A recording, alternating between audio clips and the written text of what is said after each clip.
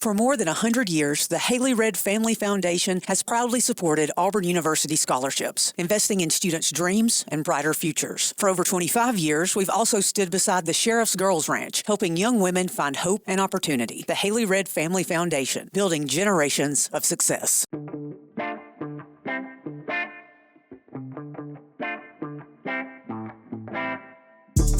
Welcome in again, everybody, to the Terry Bowden Show on the Auburn Undercover Podcast. I'm your co-host, Ronnie Sanders. Terry, good to be with you. Good to be with you. Gosh, you know, going into Georgia game, it doesn't seem like it's the end of the season. I mean, I said that on the on the discussion board this week that, I mean, you could be 9-0 at Auburn as a head coach and have saved your career, but you haven't saved your job yet because you always end up with Georgia and Alabama. And these two are the most critical two games that we've had forever. And, of course, Georgia coming up this week, the oldest game ever played in the South, 1893. Mm-hmm. My first year at Auburn in 1993. It was the 100th anniversary of this game. And it has been a great one. I don't think you could ever say it has the same type of rivalry that Alabama is. This is more like you hate to lose to them, but you don't hate them at times. Whereas Alabama, you kind of you got both those feelings involved, you know. But there's so many connections between Georgia and Auburn, and it is still an important game. I do want to take the time at the beginning of the show to thank Tom Haley and the Haley Red Family Foundation for supporting this program, allowing us to put it on the air on Auburn Undercover, and of course Tom Haley. His father, who was a former captain of Auburn football and an athletic director, he was on the staff at Auburn and Georgia with Shug Jordan here, and then left here and went to Georgia. And they have a lot of strong ties, like so many people. We've often thought about Vince Dooley, head coach at Georgia, was the player at Auburn, and Pat Dye, the coach from Auburn, was a player at Georgia. And it's always been a great rivalry, but one almost among family that have to beat each other because you can't go home. You can't go home if you don't beat them, you know. So it's a big game, and gosh, is it a big game for Hugh? I guess each one gets a little bigger and a little bigger, but this is going to be it's got a big game. I'm excited about it, and I'll be at my first game since I left Auburn. You know, I've been coaching and broadcasting all my life, and I can't go to games, so I'm finally doing nothing but podcasting now, and I'll be in Auburn this weekend for the game. And you and I believe we've got a podcast we're working on to do it from the city, or from Friday or Saturday there. I think Tom Haley's working with us there in some of his radio networks and stations. So hopefully we'll see a lot of y'all at the game. But I'm excited about it. Yeah, but your first game back at Auburn, what, 27 years? Yeah, well, whatever, 1998 was my last year, the last half year. And I didn't play Georgia that year, but it was my last time there as a coach. And I didn't broadcast there. I went into broadcasting mostly in New York, but my last couple of years in broadcasting, I did games with Mike Tirico, but we never went to Auburn. We went to other games and never did go to Auburn. But it'll be fun. I'm looking forward to it. My mom and my sister lives there. My mom is now staying there in Auburn, and so it'll be good to see my mother and my family and get back to Auburn. Yeah, it should be a fun game. I mean, like you said, this is a big game for Hugh Freeze. I mean, it's not only a big game for Auburn, but you know, I think that the roster talent has clearly been updated. The question is, you know, if it looks how updated. Yeah, I mean, if it looks like it looks the last 2 weeks, that's not a good thing. I mean, you know, they have enough talent to play better than they played. Right. You know, and I try to see a glass half full as opposed to half empty. And as a coach, you learn to focus on the positive and say, well, look exactly at what we're talking about, because we've gone from Auburn having 4 losing seasons in a row, or 2 for Freeze, 4 losing seasons in a row, and trying to come back and build this program back up. Okay, well, you were 3-0, and we lost to the number 5 team and the number 6 team by 7 and 6 points, respectively, on the road. That's not exactly the Sisters of the Poor now. That's a heck of, I mean, if you beat them, I assume you're already now top 10. You're a top 10 team. And I know we all want to get there. And I think you can get us there, but I'm not sure we're quite there. There's a lot of rest schedules we could play right now in the SEC where we'd be 5-1, or we would be a lot different than having played Texas A&M in College Station and Oklahoma and Norman. That being said, you and I know, and we'll talk about it later on in the show after we meet with our guests and talk to our guests, that Auburn's got some problems they've got to solve. And hopefully they were able to solve some during the off week. And if they don't, it could be a long day. It could be. I mean, I think typically, if you lose to 2 top 10 teams by 7 points or less, most of the time you feel pretty good about it. I mean, unless you're in Auburn right now and you're tired of it, again, that's why you got to focus on the positive. Now, I'm an analyst now, and I critique things, and any fan has the right to say, oh, this is bad and that's bad. And we do, but as a former coach, I do try to focus on the positive and say, you know what? And it is Georgia. It's a huge rivalry game, and anything can happen. And I know I've coached in them. I was fortunate. I think I was 3-1-1 against Georgia in the 5 games I played them. We won 3, lost 1, and tied 1. And that tie, we should have had a win there. Actually, we could have had wins in both. In our loss, our overtime loss, and in our tie, we could have won those 2. But did not. 96 game was brutal. Yeah, we'll talk about that a little later too. But we've had some great games in the past, and it doesn't quite have the national reputation that the Iron Bowl has, but it sure has a place in the hearts of all Auburn people.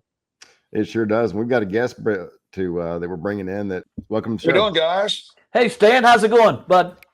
Man, it's going great, Coach. You doing well? I'm doing well. I'm trying to fool around with this broadcasting business again, but it's going to be fun. I was telling Ronnie, because I've been coaching and broadcasting somewhere else, this is my first game at Auburn since I last coached there. Wow. Because I work every season. And so now that we're going there, and I'm looking forward to coming back. My mother has moved to Auburn to be near my sister, Robin. Coach Jack Hines. Him and my sister Rob, Jack was on the staff with us on the secondary, and they moved back to Auburn, and my mom's moved up there, and so I'll get a chance to visit her and get to go to the game, and looking forward to it, and looking forward to seeing everybody there. I haven't seen you, for a long time. I get to hear you because you're doing radio. Are you still doing any radio? I retired, man. Believe it or not, I've taken kind of after your path. I did an Auburn broadcast for 22 years. I knew that. And retired from that. And now I'm coaching high school. And so now I got a great gig because I don't get paid anything. I'm a volunteer. So I got great job security. They can't run me off. They can't fire you. Yeah, but I've got a senior that's a wide receiver and DB, and I got a sophomore quarterback, and so and I got a younger daughter that's playing every sport imaginable. So yeah, I spend majority of my days coaching and trying to see what we can do to go win a game. But I'll be there this weekend, and I'm looking forward to getting down there and tailgating a little bit and enjoying the tailgate experience and the game day experience. That will be. Now, of course, when you were in high school at Berry High School at Hoover or Birmingham, I was at Sanford. I remember you in high school. Now, were you always an Auburn fan, or were you stuck between Auburn and Alabama? You're always either Auburn or you're Alabama. But did you grow up one or the other? Believe it or not, when I was really young, very young, like 8, 9 years old, I was really younger than that, maybe 5 or 6 years old. I was an Alabama fan. But then when I got into my 8, 9, 10, 11-year-old, my folks we just always went to the Auburn games. And believe it or not, I had never been to a game in Tuscaloosa until I was recruited there in high school. So I thoroughly became a diehard Auburn fan and have been one ever since, obviously. And growing up in Birmingham, especially back in the Bear Bryant days in the 70s, it was 90% Alabama and probably 10% Auburn.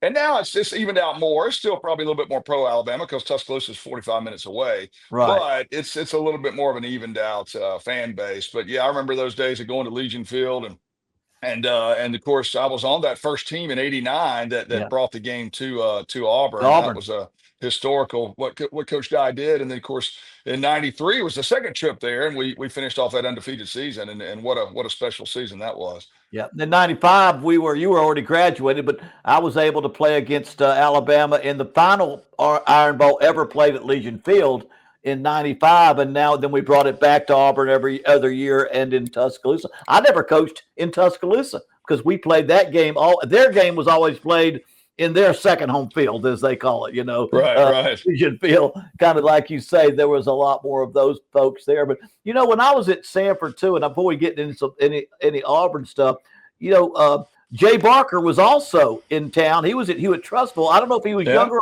older than you. His mother was my secretary at Sanford, and I watched both of y'all play. And y'all got to be friends later. Are you older or he older? What? He is a year behind me. He's a year younger than I am, and oddly enough, he didn't get recruited at Auburn. Recruited him, started recruiting him before Alabama did. Right. But what Auburn, from what I'm told, and Jay has shared this with me, they wanted him to what you call gray shirt, I guess. Right. They wanted him to be 2 years behind. So they wanted him to take a year off and start his freshman year, basically 2 years behind me. And then, of course, Gene Stallings got the job at Alabama. Right. And he came in and quickly offered. And I think Jay grew up more of an Alabama fan. But that's right. He's a Trustful native, and I'm a Hoover native and still live in Hoover. And so and I remember you at Sanford. I remember actually coming to the Bowden Camp Academy after I was a starting quarterback, and I still see friends of mine today that are a few years younger than me that said, I remember you coming up to the Bowden Academy in the camp, and of course Jimbo was there, and who played for you, and so those are some good memories. We sure did. We had Jay Barker came through. Back then, pretty much most of the quarterbacks that played in the SEC came through that old Bowden Academy. When we stopped it, in fact, the Mannings went through it, and they decided to have a camp that was just their family, and they're kind of now have the ultimate quarterback camp, family camp like we used to have there while we were there. And so that was kind of how that went. I got to tell you that the true story about Jay Barker, because his mom was did you know his mom Well, she was my secretary. And so my dad would come through and visit because that's where he went to school at Sanford. And before Jay was recruited by Auburn, he was going to go as a gray shirt go by Alabama. He was going to go gray shirt at Auburn. Well, my dad was visiting me in my office, and Miss Barker, who's not afraid to say anything, she says, Coach Bowden, while you're in town, would you mind going over by the high school at Hewitt Trustful and just saying hello to my son? He would just love it if you would say hello. And she talked my dad, and he was already committed to his school. He wasn't recruiting. He went to Hewitt Trustful and said, this was like in December, and said hello to Jay and walked through the halls, and they were real hot back then. And so now the word got out that he was going to Florida State. Everybody, it went around as quick as Miss Barker thought it would get around. And within 2 days, Gene Stallings called and offered him in Alabama. And so he went from having a gray shirt at Florida at Auburn to having a full scholarship offer in Alabama. And my dad even had something to do with it, but it was it worked good for everybody, I should say. Oh yeah, well I actually took an official visit to your dad at Florida State. I did. Back then you had it may still be that way today. You have 5 official visits that you can take. And my official visits were lined up. It was in no particular order. It was Auburn, Alabama, Tennessee, Florida State, and Michigan. And I knew I wasn't going to go that far north to Michigan, so I wound up canceling that one. But I think Florida State was my 3rd or 4th visit. And I remember visiting with your dad. And of course, that was in the heyday of Florida State. Really, they were a national power every single year. And I enjoyed my visit with them. And, I'd hate to, I'd be remiss if I said Pat Sullivan really was the reason why. One of the main reasons why I went to Auburn, and of course Pat Dye as well. But Auburn didn't recruit me. Alabama recruited me about a year. Started recruiting me much earlier than Auburn did. And Auburn had, I believe, 7 scholarship quarterbacks on their roster at the time. And I remember friends of mine going, man, you're never going to play there. You're never going to get on the field. And I said, well, I guess that's up to me, or we'll see what happens, and it wound up working out, playing, starting for 4 years. Yeah, it sure did. 4 years, 44, I think 45 career starts, the most ever at Auburn. and of course led Auburn to its first 11-0 season. They had a 10-0, but they had never had an 11-0. Champions now. And hey, you know what? Hey, I've been meaning to call them and say, hey, would y'all check my contract? I think I got a bonus for winning a championship. Hey, we can go retroactive with this NIL stuff if you'd like. Yeah, that's exactly right. Well, let me tell you this. Ask you this, because now with all the NIL and the portal transfers, you get a lot of guys coming and going. I'm not sure they understand the loyalty and the background. The Georgia game, what did it mean to you? About the same? Was it the game? But there's Alabama, there's Georgia always to me, and everybody else. Well, and back then too, Florida was huge with us. Right. Especially with Spurrier. I mean, that was probably the pivotal game of our senior year of that 93 season.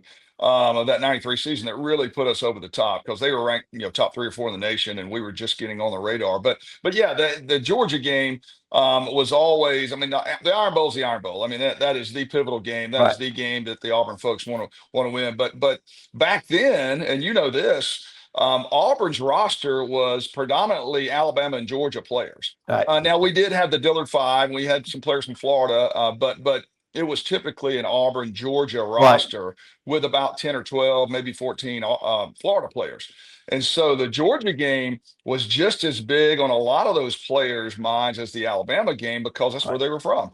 So that was a huge one. I remember we went to Athens 9-0, and I remember you saying this pregame, saying, I can't. He goes, it's amazing. We're 9-0. We get no respect because we're an underdog.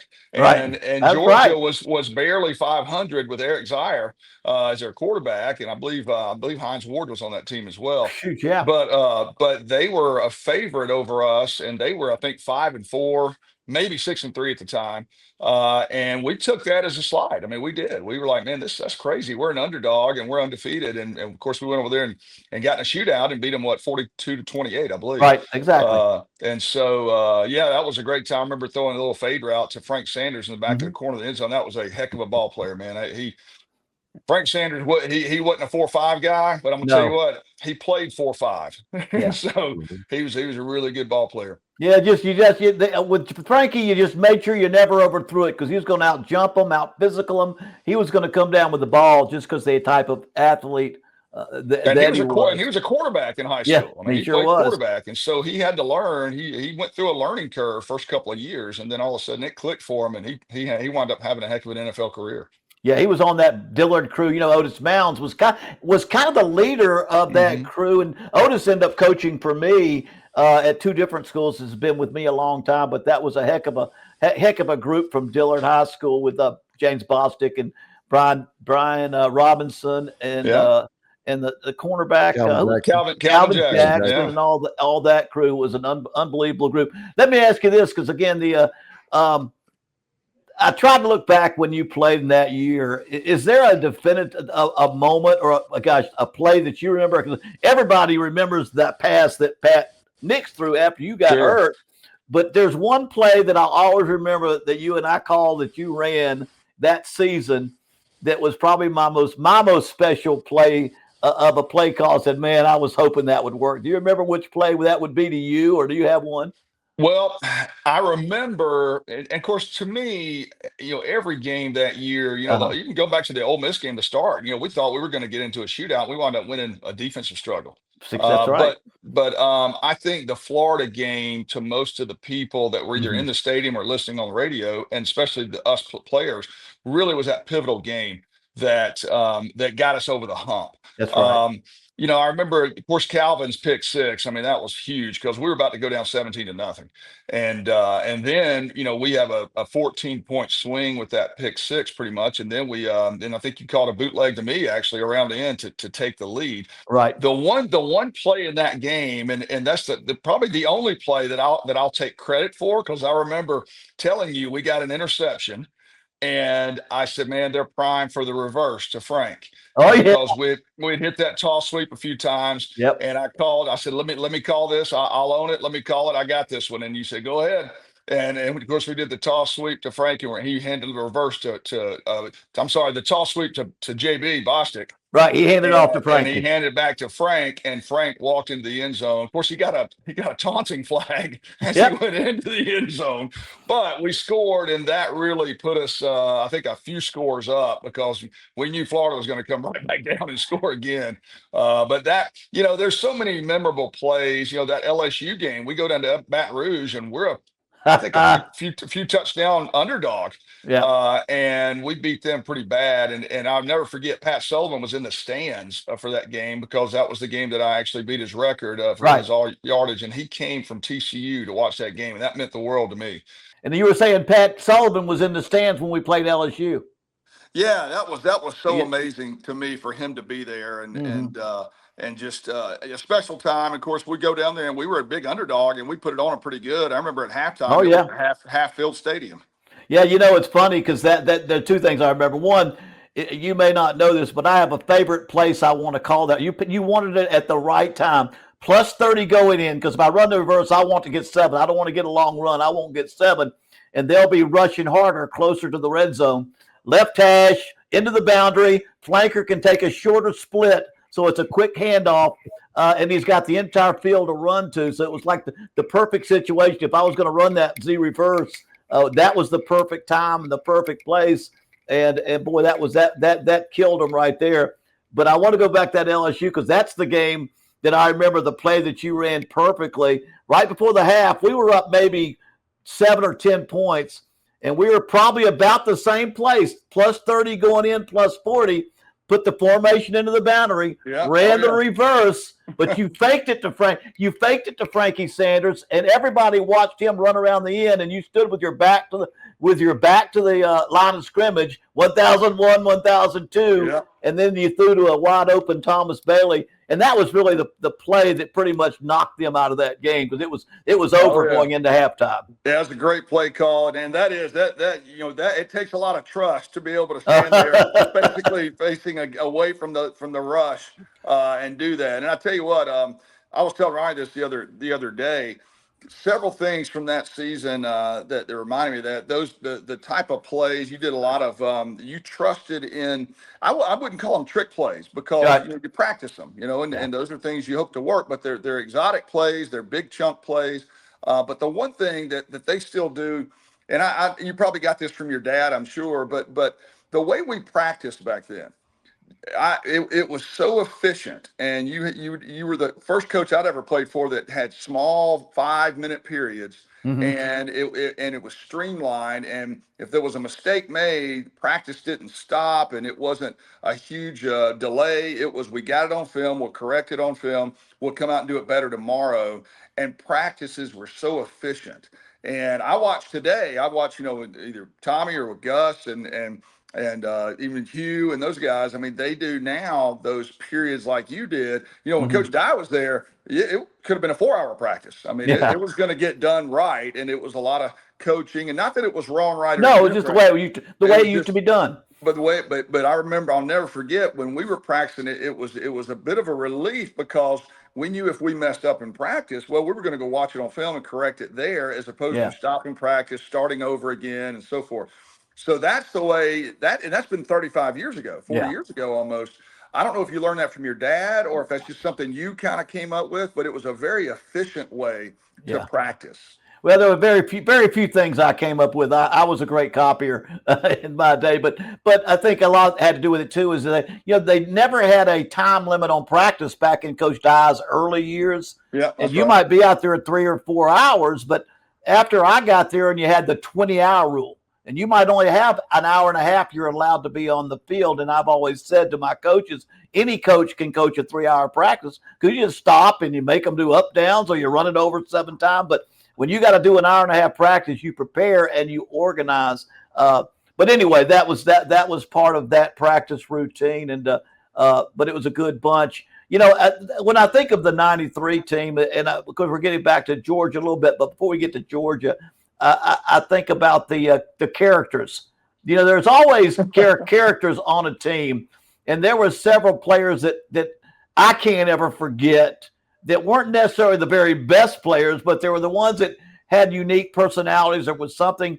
Were there players on that team that just there's a special little memory to you that just wasn't what a lot of other people would have seen by just the way they played football? Yeah, I mean, we were a close bunch, and Yep. Reed McMillan's the one that comes to mind right off the top of my head. He was my roommate from Selma, Alabama. He was probably one of the best athletes for what you'd call a fullback that I'd ever seen. And if he had not gone through some injuries, he probably had a 10-year NFL career. I mean, he was that good. Had great hands, could run, could block, big guy. But there was a lot of them. There was a lot of guys on that team. We did a special bond. A real good buddy of mine still today, Sean Carter, a walk-on wide receiver. I met my wife at his wedding 25 years ago. I've been married 24 years. I met my wife at his wedding. And so we still keep in touch. In fact, he surprised us last Friday night. He came up to our high school game and surprised my wife in the stands. He just came to the game, and they were en route to see his daughter play a soccer match in Memphis from Atlanta. And he just literally, his wife called my wife, and they just showed up at the game and watched our high school game. So we had a bunch of guys on that team that were characters, but we cared for each other. That's right. Deeply. And we'd also been through some tough lean years. I mean, that 91 and 92 season, Coach Dye's last years, with the probation, with the investigation, with everything that went on. And so we had gone through some tough times for Auburn football players. And so that galvanized us and made us stronger. And when you brought your staff in, it was like it was a weight that was lifted off.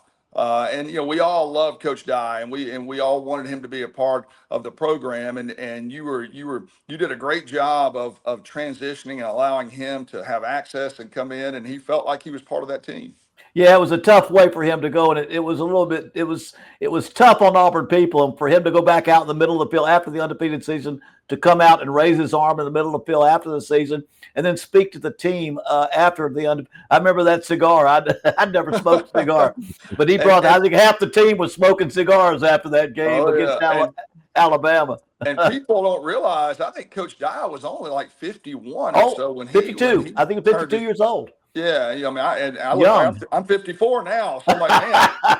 We thought he was older. Yeah, I know. So, but that season, the unique thing about that season too is the Arkansas trip. I mean, we go out there, and oh my goodness, and we stayed in chalet houses that was spread out across a mountain as opposed to a hotel, and we didn't have the equipment. We were wearing our warm-ups in tennis shoes, and we're trudging through 1 foot of snow to get to the bus, and then we go and play, it's 20-mile-an-hour winds, it's 15 degrees, and we just go out there and play, and we found a way to win. And Brian Robinson had a really game-changing pick six, and we go on to win that game. It was just, that season was just such a special season. Then, you go through, get to the Georgia game, and I remember that actually sealed us. You said after the game, you said, I'm gonna have a big diamond in my ring in the middle of it, because that kind of sealed us winning the SEC. We weren't on probation. So, but then you said, hey, we got one more to go, and we all knew what it meant. Yeah. Well, it's funny you mentioned Reed McMillan. If you'll remember the Arkansas game, the last drive, we just gave it to Reed McMillan, and we called the play 34. It was a belly. He got the ball about 6 or 8 times, and right down the middle of the field, we ran the ball with him every time. I don't think anybody had two better players than Tony Richardson and Reed McMillan. A unique thing about that drive, we huddled only about a yard from the line of scrimmage. You remember that? We did what you call a sugar huddle in today's stuff. So the defense could hear us. I mean, there was no question on it. So I remember getting in the huddle, and I was rather loud, and I was saying, okay, guys, let's see if they can handle us going around the end this time, because we've hit them up the middle so many times. Right. Let's see if they can handle JB getting a toss sweep. And I was just yelling so they could hear us. Well, they were sitting there going, there's no way they're going to run the little hunt play right up the center again. And we ran it like 6 plays. Oh, yeah. and he gashed them the last run. I believe it was about 17, 18 yards for a touchdown. And that was just, he had a great game that day. And oddly enough, Frank Sanders, I think, had his best receiving day that day, because it was really cold. I think he was my only target the whole day. Yeah. But yeah, that was a great memory. Reed had a fantastic game. And of course, Tony Richardson, the other fullback, played, I believe, for 17 years in the NFL. Kansas City, that's right. And but let me before I forget, the two personalities that were just unique on that team: Shannon Robeek, from Louisiana. He did nothing but every day come telling Cajun jokes every day on the field, and he had a little bit of a Cajun accent. And then on defense, it was Jason Miska, the most improbable linebacker in the. He must have been 185 when he came to Auburn as a walk-on, but he was probably 195. He never got over 200, I don't think, when he started linebacker. But two very unique. What's that? At middle linebacker. Right? And it's funny. He was from Connecticut, but he liked to act like he was from he loved to be a ghetto guy. Now his parents were teachers. They were like professors. But he wanted to be a little different. But he was truly, and I think he's still coaching. He was coaching for the longest time. I know that. I'll tell you a quick little story about Miska. He used to work at that Subway sandwich shop near the goalpost, little quick convenience store right there at Donahue. It's on not Donahue, but Glenn and maybe Donahue. Yeah. So it was a Subway sandwich shop. He worked there. And I remember going there late at night, and he would make me just a foot-long club and just pack on the turkey and ham and just give it to me. And I just walk out. So whoever owned that Subway shop, I probably owe them a couple of dollars, because we would get sandwiches from there from Miska, and then he'd just say, "Go ahead," and we'd leave and walk out. So I probably owe a few dollars to the Subway owner. Ronnie, you got some? We'll let you talk now, Ron. Stan, talk a little bit about the transition between, like you talked about, it was a little bit rough with Coach Dye at the end, and then the transition being a senior going into 1993. Everybody, Coach Dye did so much for Auburn's program, and we know going back to getting the Iron Bowl moved in '89, and he recruited me, all the players on that 93 team pretty much. Mm-hmm. And so we were all heartbroken when he came to us. He came to us the eve of the 92 Iron Bowl in Birmingham and let us know that he was going to be hanging it up and resigning and oddly enough turned out retiring. We didn't know he was not going to get back in coaching anymore. And so we were all disappointed, obviously heartbroken, and then of course then you go through with the search. We had just gone, I think it was 500 that 92 season, and I had gotten injured again, and that's how, oddly enough, Jay Barker and I became good friends. We spent time in the hospital after Iron Bowls every year, it seemed like, and so we didn't know who it was going to be. I don't remember who all obviously the candidates were, but I think Coach Bowden would tell you he was probably an underdog of a candidate back then, because he was at Samford and had done well there, but he had not been in a D1 type of position. And when he was hired, I think everybody would agree that, oh wow, okay, he comes from Samford, he did well, but has he coached at this level? And of course, you don't win a lot of games winning the press conference, but I think he won the press conference. He obviously knew. He goes, I know I won't be an Auburn man until I beat Alabama, and of course, it didn't take him but a year to do it. So he was that underdog, but that was what Auburn needed at the time. Yeah. Auburn had built itself on an underdog mentality. Back in the 70s when Alabama won 9 straight. Coach Dye came in and had the exact same concept. Mm-hmm. So that's exactly what they needed at the time. And lo and behold, he reels off 20 straight games and still a record, I believe, at Auburn. And so, that's exactly what we needed. And we needed that. A lot of people call it breath of fresh air. I'm not sure if that would be the right analogy, but it sure was. He brought some energy to the program that it needed. Yeah, we had such a good staff. I mean, we kept a little bit of the old. I remember I didn't realize how tough SEC practices were till I watched Wayne Hall run a defensive practice, and how much people say, well, gosh, how did they get 11 people to the ball like that? I said, well, if you'd watch them run pursuit drill every day, you'd understand why 11 people run full speed to the ball every day, because Joe Witt and Wayne Hall and Kurt Crane, God rest his soul, and Jack Hines and that defensive staff, they got after it pretty good too, I'll tell you. And then we brought Trickett along, and he always kept it exciting.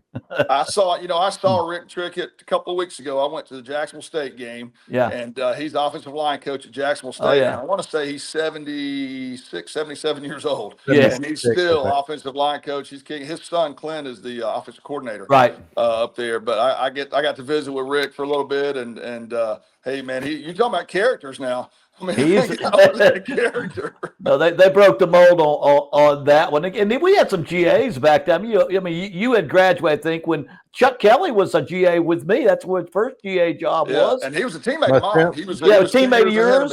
Yep, he was a teammate of mine. He was a defensive back. He was 2 years ahead of me football wise, but he's a head coach now, obviously, and of course Clay Helton was my backup. He's the head coach at Georgia. I remember Clay. He was still there when I got there. That first year. He transferred to Houston to play for his dad, and he missed our undefeated season, but he was there. He spent time there. So a lot of great guys, you got a really good staff, and you did a fantastic job of blending the older staff with the new, and it just worked. It worked. There were a lot of young. You mentioned the GAs. I mean, Les Snead, Joe Ortiz, Will Muschamp. I mean, there are a lot of guys that came through there. When I was Les Snead was one of our teammates. I mean, he's GM of the Rams. I mean, he's got the Super Bowl. And Joe was the GM of the Chargers. I mean, is he with the Chargers? I thought he was with the Rams. No, Joe was with the Ravens for years, but I think he's with the Chargers now. No, he's with who's he with now? Chargers. Joe Ortiz is with the Chargers, and then Les Snead with the Rams. Yeah, so there's been some successful guys come through there. I mean, there's no doubt about it. And you talking about that, Wayne Hall and his staff, what a great job they did, because it was, coming in but yeah, you don't see that today. You don't see head coaches retaining, almost half the staff. I mean, you retain several guys and you just don't see that. You don't see it and become successful with it. Usually a head coach brings in his 10 or 12 or 14 guys, and you got so many support people now. You may have 60 people in the building just to support those 8 or 10 coaches. But what Terry did was he kind of took a leap of faith. He held on to, several guys, and it wound up working, perfectly. Yeah, I thought of, although when you go back and look at all the guys that played in the pros, and you got about 4 years in the pros, but we have guys that lasted a long. Willie Whitehead lasted about 15 years, and our big tackle, who's our left tackle there, Wayne Gandy. We had some Walker, and a lot of those guys played a long time, but I still think of those were the years where we were blue collar and tough. And that was the one thing when you walked in, and that's why the Mississippi State game was always kind of special, because it was going to be a blue collar and tough game, a little different than the rest of them. But Georgia's the big one, and it's going to be a big one for us. And hopefully, I'll be able to see you there. Maybe say hello. If I don't, it's so great to have you on the show. We sure appreciate you coming. Absolutely, and I'm going to send you my information, Coach. We're going to be tailgating. I'll send you where we're going to be tailgating. So that'd be great. Come by. That'd be great. Thanks. Okay, guys. Dan. Appreciate y'all having me. Appreciate it. Thank you, now. Yeah, Stan has got such a great. Well, you could tell. Yeah, quarterbacks. You could say I want my quarterbacks to be as cerebral or just good common sense, articulate. He just handles himself just like when he came in as a quarterback. He handles himself like a quarterback. My brother Tommy used to always say about coaches and quarterbacks, he knows how to act like a head coach. Or he knows how to act like a quarterback. And some guys just don't know what a quarterback, the leadership, the type of role that a quarterback needs to play. And Stan understood that from the very beginning and was huge. And he mentioned Sean Carter. People don't realize back then I didn't have 3 sets of receivers on each side. I had Frank and Sean Carter. And when I put Sean in, they had to be in deep zone because he wasn't a speed guy. I think he started as a walk-on. Number 86, but he caught a lot of balls for us playing with Frank at that position. But when we had to have a big play, we got Frank Sanders in there. That's for sure. Talk a little bit about your quarterbacks at Auburn. I mean, you had some pretty good guys come through there, Stan and Pat Nix, and then Damian Craig, and then Ben Leard. Ben Leard ended up that last half a year we kind of went through a few, but basically I had Stan, who took us through the undefeated year. Then that very last game, Pat Nix took over one game there. Then he played for us 94, 95. I think he had 2 more full years, and we won a lot of football games. Then Damian Craig took over and took us through the next years and took us to the SEC championship. And then 98, when I had the shortened season, it was funny. We were just going through our new quarterbacks. Was not Ben Leard. Ben was my one at Sanford. It was a Wiggins. No, Ben Leard. Yeah, it was Ben. Leard. I had my quarterback at Sanford was a guy named Ben Leard. He was from Georgia, and Wiggins was also from Georgia. Ben Leard was at Auburn. Ben Wiggins was from Georgia. He was at Sanford, but they were my two quarterbacks that I ended up with. Then I think Ben went on to have a pretty good career at Auburn before he got out of there. But he was a very much like Stan. He was a classic. I consider what I call the classic quarterback in the way he played. And but a lot of great guys, a lot of great characters.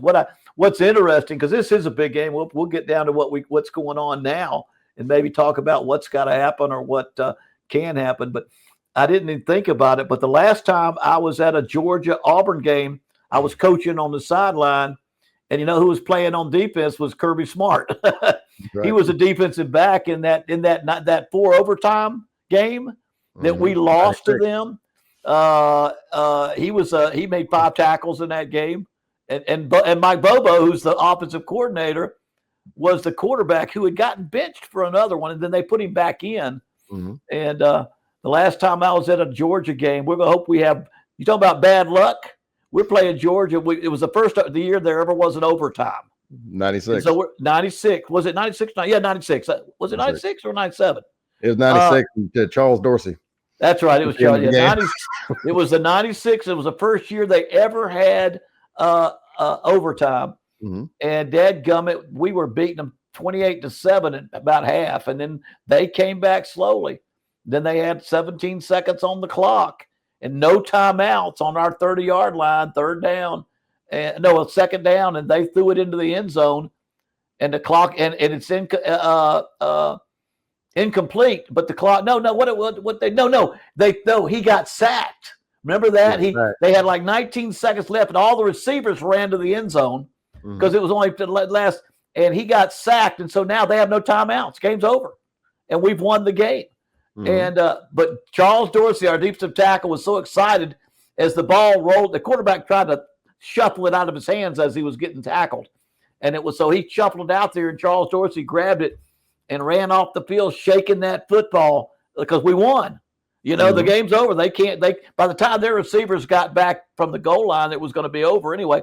Well, the official sees Charles Dorsey running off the field with the ball, and he stops the clock until they could retrieve the ball.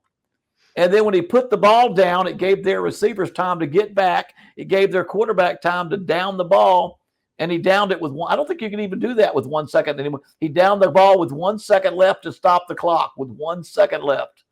And then they threw a 30-yard touchdown pass as time ran out. And then Robert Edwards, their running back, had a field day with 4 overtimes, and we end up losing, I think, 56-49, I think, somewhere around there. Yeah, I remember standing on the sidelines with Lionel James, and we looked at each other, and he says, "We can't stop this guy." No, I mean, Takeo Spikes, his tongue was hanging out. He was so tired. He was making tackles left sideline to right sideline, but he was running out of energy, and we just let that one get away from us. It was and I guess that wasn't that was the 96. So 97 was the last game I played against Georgia, because that was the year that we changed. And I was going to talk about this in regard to this football game.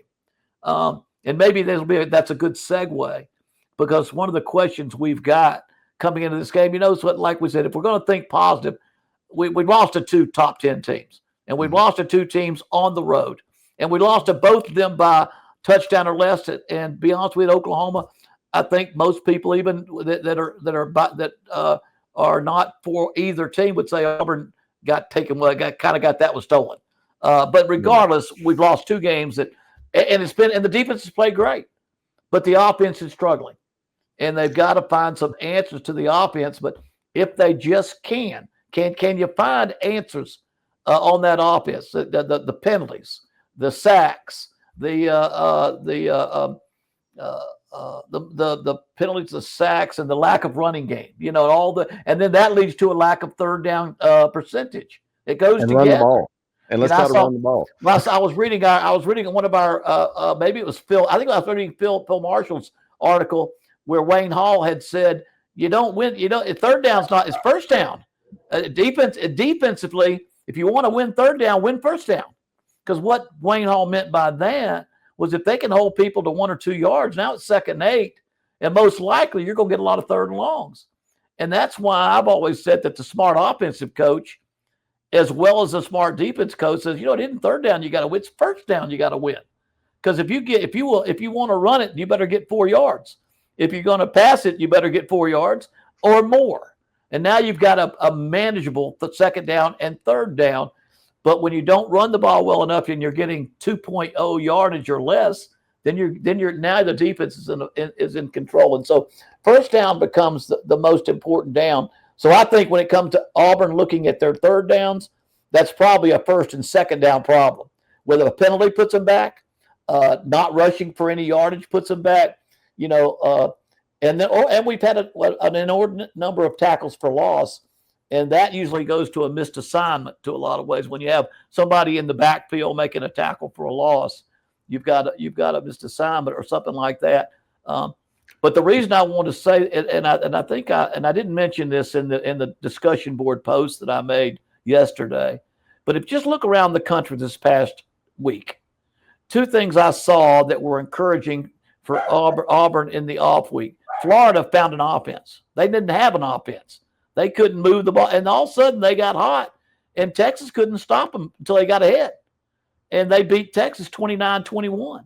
Well, if you're going to beat Georgia, you better score 29. 20. You better score around that 20s, high 20s, because Georgia is pretty dang good. But there's Florida that couldn't score at all. But Florida was playing great defense, and everything was going wrong. And then the other one was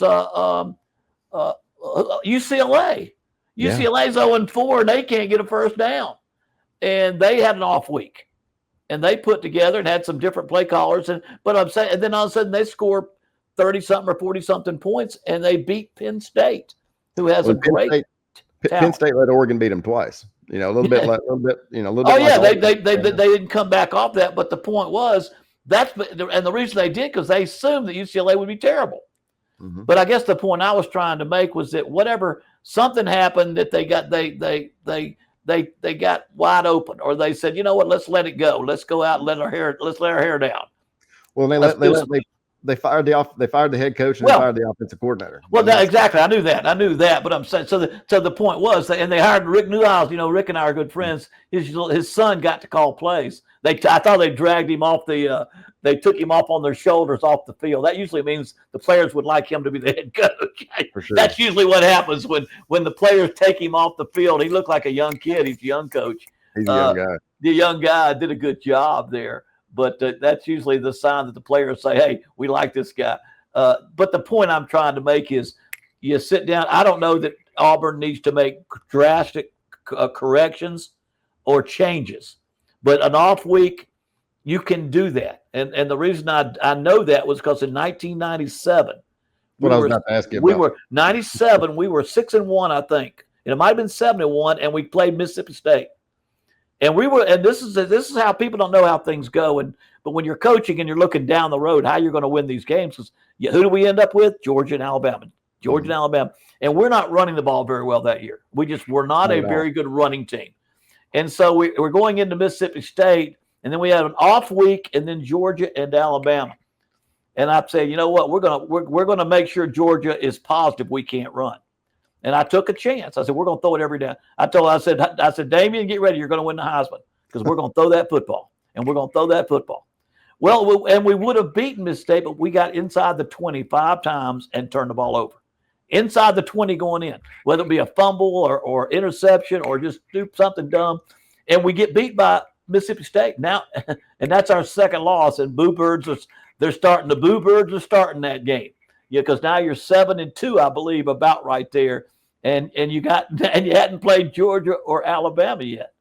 And we didn't play well in the Alabama game, No, that was because of probably all the focus we had on knowing we had to beat Georgia to get ourselves back in the groove. An Alabama game is always one of those you just kind of don't worry. It isn't going to be normal, that game. It almost never is. But the point is, against Georgia, we had a week off, and I had seen some teams running the football a different way. A couple of games, maybe a Saturday game or some Saturday night game on TV. So, and we took both of our tight ends and put them in at the same time, and we put them into what I call a double wing. We put a tight end on the right or the left, and we put the other tight end on a wing right behind him. And we moved Fred Beasley out of Montgomery. We moved him to the tailback, one back set, because we didn't use the fullback, and we ran him all up and down the field, and they couldn't stop it. We just they couldn't set an edge on the edge, and he ran crazy. In fact, if you go on YouTube and you want to see a great picture, there's a picture of him running around the right end and cutting up and running flat over Kirby Smart. He's flat over. Now, I say that because Kirby Smart was a heck of a player, but but Fred Beasley was a heck of a player too, and he was an outstanding fullback. I think for the San Francisco. I think he went to San Francisco, but he played in the pros a good bit. He played for a while. Played for a while in the pros, but what I did, we said, we got to have this game, and we got to do something different. We got to go, and if we mess up, we mess up. We got to do it, and it was highly successful for us, and we won that game. And they weren't like 500; they were a top team, and we upset them, and we beat them, and we must ran for over 200 yards, 250 yards, 240 yards around there. And won that game, and then we won that game. Then we played Alabama, which wasn't very good, and we we struggled because we had let it all hang out against Georgia, but they fumbled. We kick a field goal with the last 30 seconds of the game and beat Alabama to get to the SEC championship. That was the year we lost to Peyton Manning in the SEC championship by 1 point, which we could have won that game, but. The point I'm trying to get back to is I think everybody, in trying to be positive, we're still hoping we can find some answers on offense. I saw with one of the linemen, they recognized that he was having some hearing problems, and it affects his ability to hear the snap count, which can be bad for two things. One, you can go too early, and two, you cannot go at all. And both of those things are bad on the offensive line. But you start searching for ways to improve, but it's enough time to do a wrinkle here, or wrinkle there, or just get better and say, hold it now. Florida can go out there and they can't piss a drop. Excuse the language there. I think that's not a good thing to say, but for 4 games they couldn't do anything offensively, and boom, all of a sudden they do it. And UCLA can't do a thing, then boom, they do it. And I'm in the business of studying teams around the country. And the hardest thing to do is to figure out, boom, all of a sudden somebody goes out there and things change, and you don't know why. Well, you have to correct this or correct that. And I know there's probably been a lot of soul searching offensively at Auburn. Well, you bring up the jumping off sides reminds me of a story. I know we're kind of jumping around a little bit, but yeah, you had invited, this is 97, I guess. You had invited all the preachers and the priests from around Auburn and Opelika to come to practice. And I think you told Tricky to need to watch his language. Yeah, good. Yeah, Tricky, you go down the corner, coach down there in the corner of the end zone. We got an inside drill going on, and Geno James jumped off sides about 3 times. Oh yeah, it was not good. It was not good. I remember you're sitting out there and Tricky goes off, and you're just sitting there. Please, yeah. I remember that. To be honest with you, I remember Geno jumping off sides a lot. But there can be, but I get, on the other hand, I don't want you to look for all the wrong. Sometimes you try to find reasons when that might be part of it. But my answer to that was, having coached offense a long time, don't listen. Look at the ball. If you got a problem on the offensive line, peek out of your inside eye and look at the guy next to you. And if you're the guard, that'll be the center. And if you're the tackle, that'll be the guard. Then don't move till they move, because at big stadiums you can't clap. You can't have a snap count. You have to go on ball movement. Mm-hmm. And that's why you learn to go on silent snap in football. When you play in your big stadiums, you can't hear a quarterback clapping. You can't hear. That was the hardest thing. When I got to Akron and ULM trying to build those programs, you could bark out the command because there was never more than 5,000 people.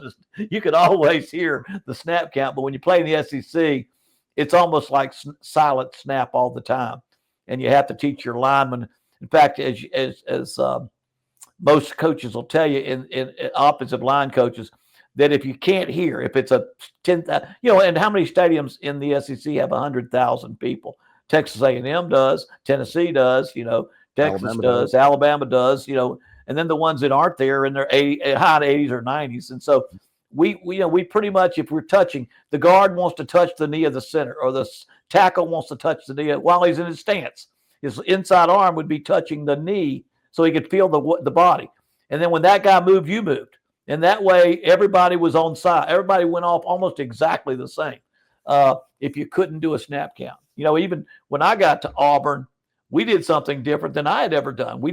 Our quarterback didn't make the snap, didn't say go. Our center gave the command. That way they could hear him. He'd say go and that kind of thing, and they could hear him give the snap count. So we spent a year or two letting the center give the snap count. And then even the noise was so loud there. If you ever see two coaches on the sideline, you've been there on the sideline, you can look a guy right in the face on the sideline in the SEC, and you can't hear a word he's saying. you're reading his lips right next to him because of the sound. And so we've got to obviously have a plan there. I remember being on the sidelines with Ron Zook and him stepping on his thing was when he cussed you out, he'd step on your toe. And so we're playing Miami our first year, and he asked me something. I don't remember what it was, and I couldn't understand it. And he's standing on my toe on the sidelines yelling at me. I'm like, I don't. But well, how do you see this game? We get some picks. Well, I mean, obviously, I think we got both two good defenses. You got two great. I think that's going to be a given. You got two good defenses. Georgia is playing better football, probably offensively, obviously, than Auburn is. So you got two good defenses, and I think if Auburn can do something to improve offensively, and just go, it can. To me, it starts personally. I'd be, and this doesn't sound crazy, I would probably throw and run about 50% of the time on first down. As long as I can run, I need to be running for 4 yards. If I'm running it just because I'd say we got to run the football, well, if you're running it for 1.8 yards, you're really playing into the defense's hand. But if you can fake it and throw a 5 or 6 yard, if you can get 4 or more yards on first down, then you can start building your series. And I think that's going to be the critical thing, is that Auburn's got to have great first downs. And obviously, the penalty situation has got to holding or penalties, offensive penalties, those kind of things have got to go. Hopefully they were able to make sure, like I said, I think even Hugh Freeze has said publicly they've got to get the ball out of the quarterback's hands. One of the greatest things I had a chance to do was spend some time out at Texas Tech with Mike Leach. Now, he's a crazy son of a gun when it comes, God rest his soul, but he just had a different way of thinking. He didn't care what other people thought. He did it like he wanted to do it. And but I've never seen quarterbacks get the ball out of their hands so quickly. Probably learned it better than anywhere I've ever been. Is that when you hit that back foot, you throw the guy's not in his route. He's not out of his route yet. Throw the ball. He's not into the open area yet. Throw the ball. You've got to have such great timing that the ball comes out of your hands, and then by the time the ball gets there, he's in the area that you're throwing. It's anticipation, and if you don't anticipate, you're going to take sacks. If you ever see a quarterback pat the ball, usually it's a problem, because usually nobody's open. And so there are things that you can do to have, okay, we're going to hit the first receiver or the second receiver, or we're going to come down to the third receiver. Well, that's a lot of good protection. And late in the ball game, when you haven't been sacked, you're probably going to do that a good bit. But if you're getting pressure, you got to hit that last step and throw the football. And you can't be holding on to it.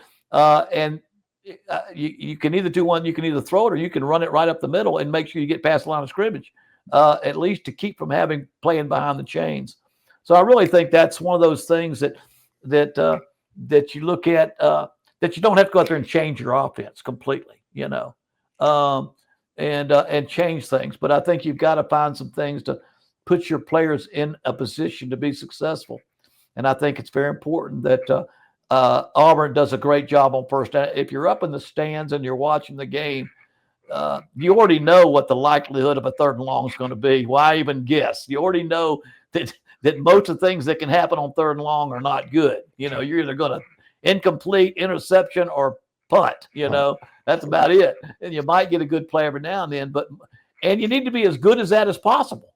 You need to be really good at your 3 or 4 third down and long plays, and if it's real long, you're just going to run the ball anyway. Like you were telling, we were watching the A&M game, and well, they've given it to the back 6 times or 8 times, and 2 of them were 3rd and 15 and 3rd and 12. Well, that's just setting it up for the punt. That's not really running to make yards. That's running it to set it up for the punt.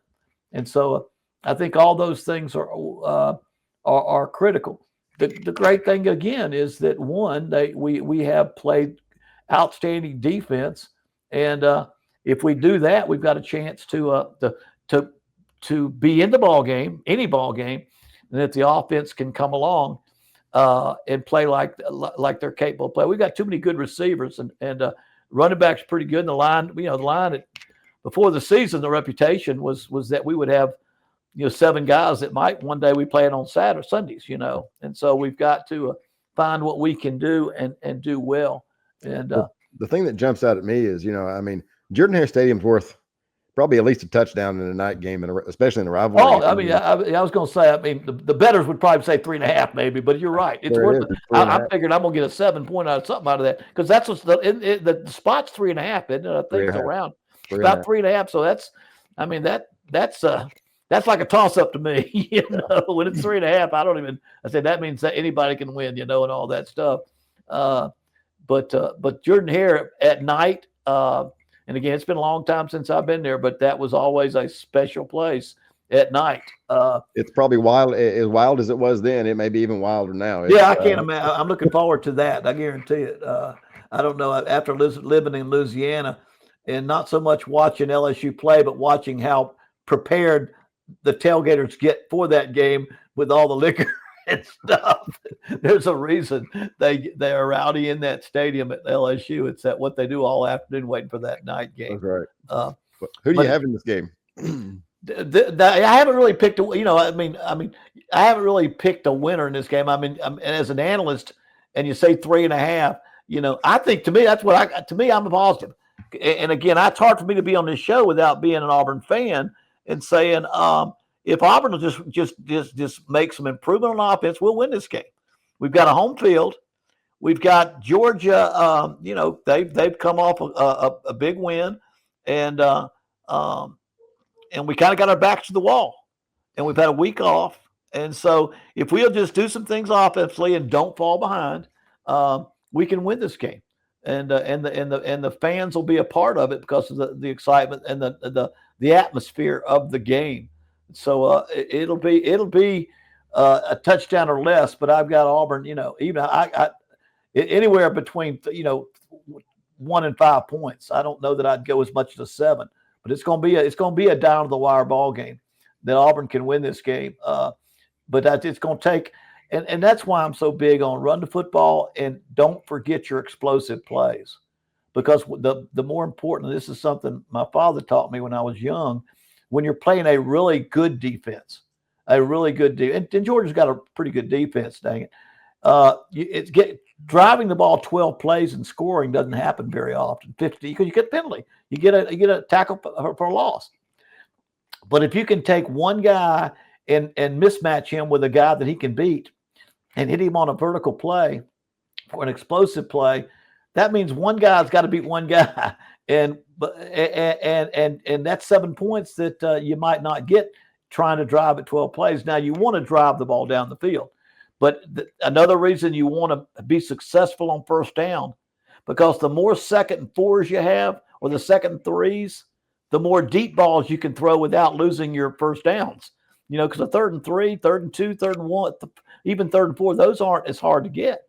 And so the more you can do on first down to make positive yardage, you can try to get those chunk plays. And those chunk plays are going to come, on short yardage, or you gotta be able to do it on first down, because that's when they're going to be playing the run. So if you're going to get those chunk plays, those big plays that'll cut the difference in the two teams, you've got to get them on 1st or 2nd down. And they've got to get the ball to Cam Coleman. Coleman, exactly, or even Singleton, who's is it not Singleton? Is it Singleton? Eric, yeah, Singleton, even who has great speed as well. But Cam Coleman's a playmaker, And what I always liked, people don't realize, when you're throwing a deep ball, as long as you can get a one-on-one matchup, you don't hold, you throw the ball quick. You don't throw a deep ball late. You throw it fast because it's got to go way down the field. And that's why we taught our guys to put some air under it, get rid of the ball. And the great thing too is it doesn't get knocked down because you're releasing it high over the line of scrimmage. And so as long as you can somehow match up a one-on-one, then you learn not to overthrow a football. And then now you had a Frank Sanders type of guy. Then you got a jump ball. Every time that was what Stan White was talking about, giving Frank Sanders a chance to catch it because he was so physical and so athletic. He would out jump cornerbacks and make the play. And so to me, that's what you've got to have is being able to run the football a little bit better on first down or have some explosive plays. When we say just run the damn ball, that's everybody wants to do that. But you got to make sure that if you're not doing that to start the game, that you're not falling behind doing a bunch of tough ones, Now, so if you mix it, the best chance to get those kind of yards running the football is to make them be on their heels a little bit, make them believe that you're going to play action a little bit, and do that. So anyway, it's Auburn's. I've got Auburn in a close one, and I can't say between 1 and 5 points, but I think they can because it's a home game, and I've got to believe that we'll take advantage of that off week, and get this one. I thought we'd get one or two. I didn't think we'd get both those last two. I thought we'd get one of. I wanted to get one, so let's get 1 out of 2 and be 4-1. That's kind of. And right now we're not far off. Especially the Oklahoma game would have turned out differently. And if you get hot, you never know what happens down the stretch. Exactly. And before we go, we got some good games in the conference this week. Yes. What do you have? We got South Carolina at LSU, and the line is 9.5 LSU. Yeah, I'm not ready to. Let me just say, I think LSU will win the game. I know South Carolina has struggled offensively most of the year, and even when Norris Sellers has played, he hasn't had the kind of year that he wants to have. And so I've got to LSU has kind of got their backs to the LSU's a lot like Auburn in a way. They had a dead-gum good team coming back. They were ranked a little bit higher, and expectations were higher. But it goes back. They don't run the ball well enough, and they don't produce enough offensively, and they've got to find an answer. But I've got them on that one. I'm not really to say they're going to that they're going to cover 9 points yet, but that's almost a little bit much for me at this game for them to cover 9 points. And Florida at A&M. Florida 7.5. You know what? These are not. I'd have to. How many? What's a 7 point? Right now, I'd almost have to go A&M. Right now, maybe the most complete team in the conference in what they're doing. They're playing dominant defense. Then they've got 2 running backs that are getting after it. They got 2 wide receivers that are killing people, and their quarterback is a dual threat problem. So right now they've got 5 weapons on offense. Is it Le'Veon Moss, and then the other running back had the most yards this past game. They've got 2 outstanding receivers like we do, and their quarterback has been pretty hot. And then they have played very well defensively. But anyway, I think I would take them. I've got Florida. I've got A&M since it's being played in College Station. I've got A&M, and I'm going to say they'll cover. But, that's why they put those numbers out there because it's hard to figure if they'll beat them. But straight up, if you want to do the money line, I don't know what the money line is, but I would take Texas A&M to win that game. Yeah, it's a 7.5 point game. But, and Florida's not dead yet. No. I mean, this. Let me say this before you. I had to pick 12 games this past weekend. And of course, I'm an expert. I don't say this on my other stations because they pay me to be right. So in 12 games, I hit right on 6, I missed on 5, and I pushed Mississippi State versus who did Mississippi State play? That was a push for me because it was 21 point. It was they were getting 21 points and they got beat by 21. So that's a push. I didn't lose or win that one, and so. I think that was Mississippi State that did that. That was to 21. It might have been, but the point was the best effort I could get was 6 wins, 5 losses, and a push for about 54% when you start adding those points to it. But anyway, I think Texas A&M. I think they are a team. Right now they're 5-0. Florida now none of these things would surprise me now if Florida doesn't beat them. but I think you're picking the underdog, and you almost have to guess, because even if Florida plays good offensively, Texas A&M has been playing pretty good offensively. Texas has not looked good offensively all year. No, Texas has not. They didn't run the ball well. In fact, if we don't have Clemson, but Clemson's playing, Clemson was up 28 to. They still don't rush for 100 yards. People say, "What's wrong with Clemson?" Even when they're killing a team, they rush for 83 yards, which means they don't want to run the ball. If you're beating a team 28 to nothing at halftime, I'd be saying, you know what? I'm getting a lot of ridicule. I'm getting a lot of people griping because we can't run. I'm gonna run it every down, and I'm gonna get me about 250 yards. But they rushed for 83 yards and we're winning 28 to nothing at halftime, and that easy win. But I'm thinking that's a great time to work on that running attack. But anyway, Texas. How about Oklahoma, Texas? Yeah, I mean, it's a big game it's a huge game for Texas. I mean, they're sitting there now, and after losing last week, I mean, they're sitting there at they're 3-2. They're -2.5, right? And this game's played this is a Red River shootout, which we're supposed to call the Red River rivalry now because of some kind of political. It's 1.5. Texas about 1.5. Is it down to 1? Is it 1.5 now? It started out 2.5, it's down to 1.5. Now here's the problem: Oklahoma lost their quarterback, John Mateer. And the backup is the one they used a little bit last year who wasn't as good. So Mateer had already jumped up and they were pushing him for a Heisman. Now he's gone. He may be back, but they don't have him back this game. And then you got Texas, who has Manning has been underachieving, has not been as productive, does not look he's as far along as they hoped he would be. And their offense doesn't run the ball.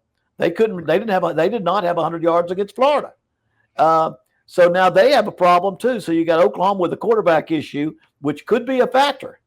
Then you got Texas with a offensive issue. So now you're talking about a defensive match, and so it's at 1.5 to me. That's a pick 'em to me. I'm gonna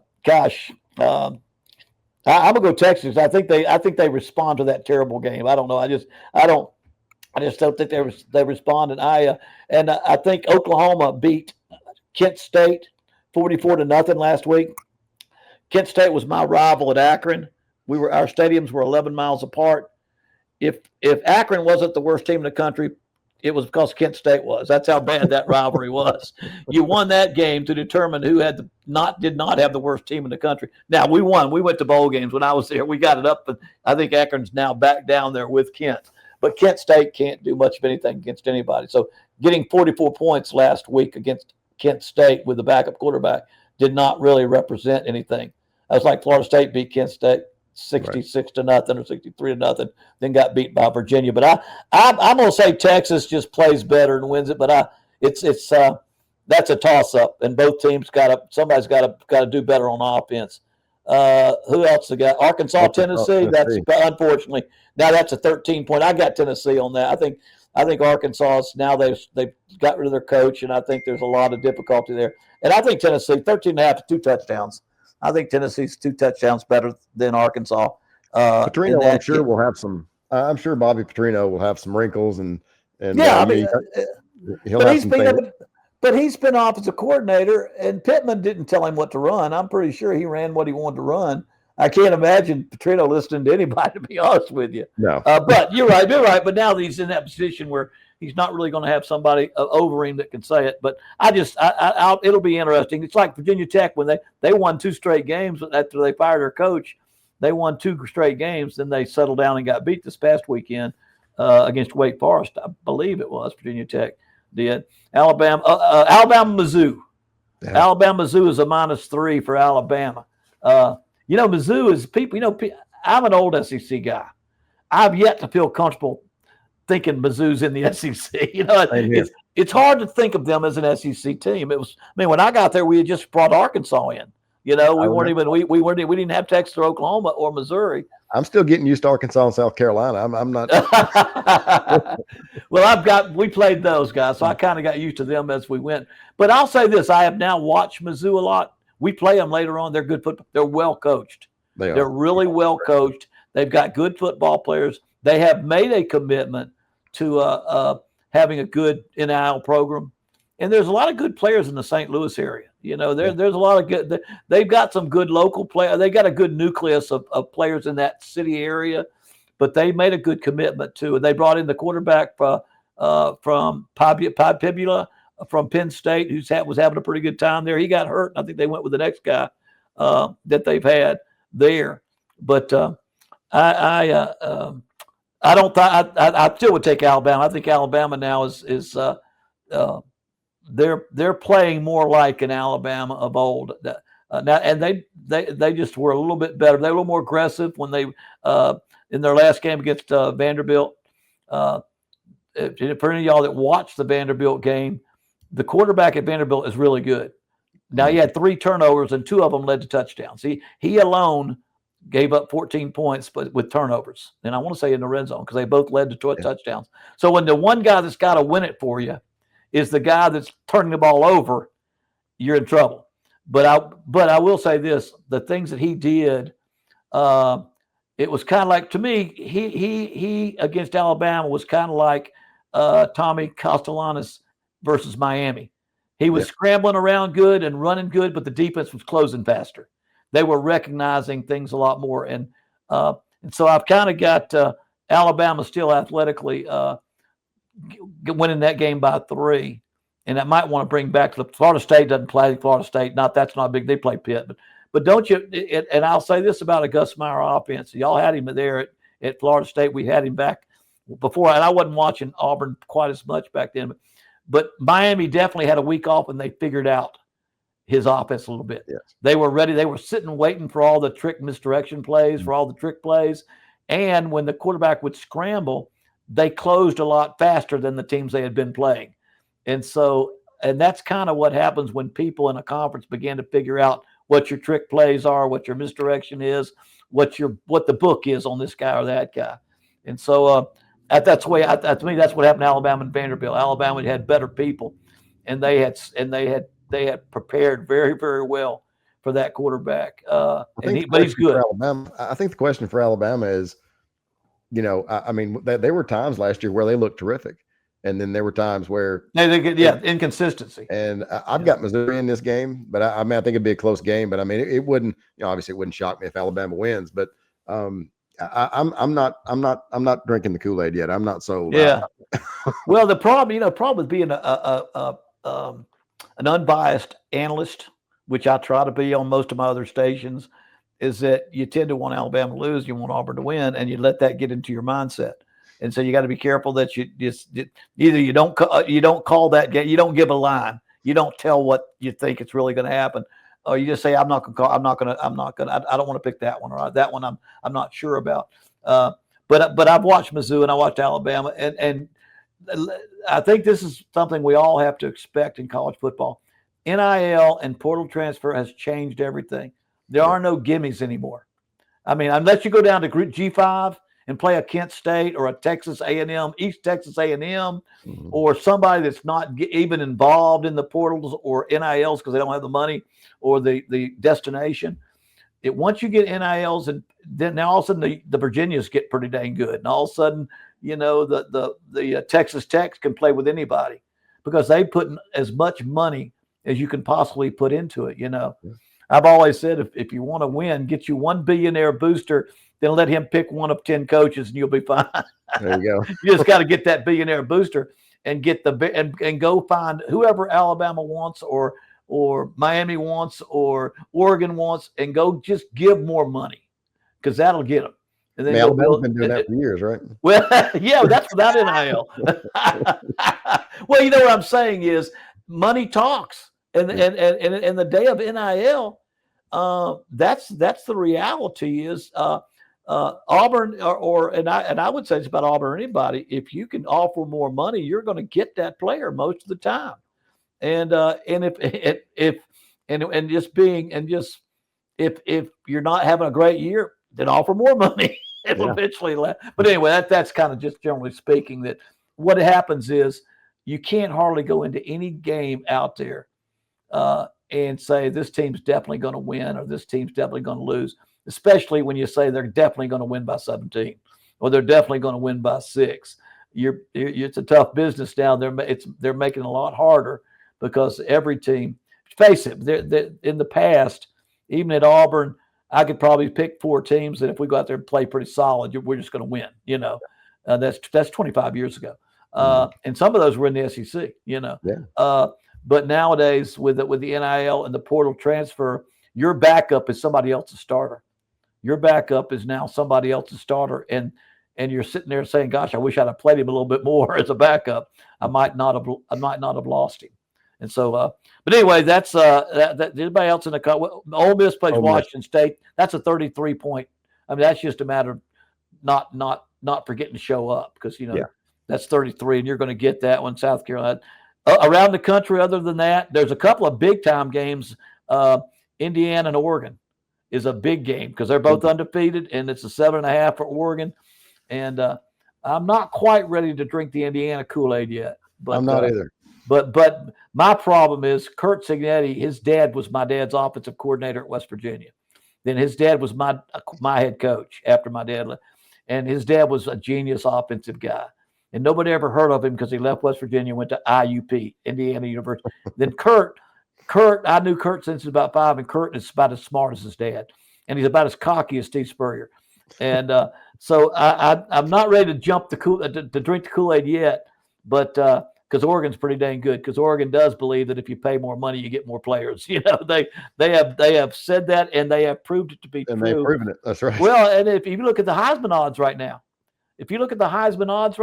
you better go with the quarterback at Oregon, the quarterback at Miami. If you look at their schedule, Oregon's got to get by Ohio State, I believe. No, they beat Ohio State. Yeah, no, they haven't got them yet. They've got to get by. Right. And Miami doesn't even play that. They don't play Clemson. That was their. They don't really have anybody that they're not favored against. I think they've got to beat Georgia Tech or somebody down the road. I don't think they leave maybe Florida till November. What's that? I don't think Miami leaves the state of Florida till November. They didn't. The first 4 games were at home and state. And but anyway, that's Indiana, Oregon is a big one. Texas Tech, Kansas. Texas Tech, for those of y'all who don't follow the Big 12, they went out there financially and found them a sugar daddy. They have a defensive front. They can play with anybody now. Mm-hmm. They've got a quarterback, and they can score points, and they can play defense. And they've beaten most of the other teams that are they beat TCU and SMU back to back, I think, which are fairly decent teams. SMU. I think it was TCU and SMU, or maybe it was Utah and TCU. But they won two of the better teams. They beat by double digits, and so that's a pretty good one there. And, Ohio State and Illinois, that should be. Ohio State and Illinois is 2 ranked teams.